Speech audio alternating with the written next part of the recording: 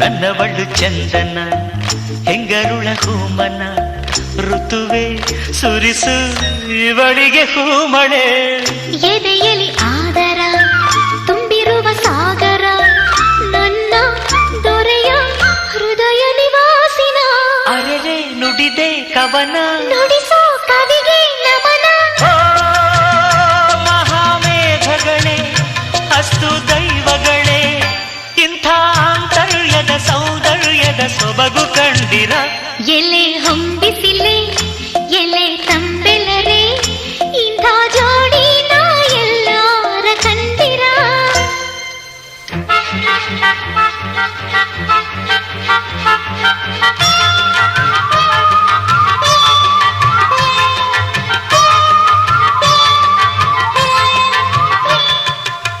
ತನ್ನ ನನ್ನ ತಾನನ್ನ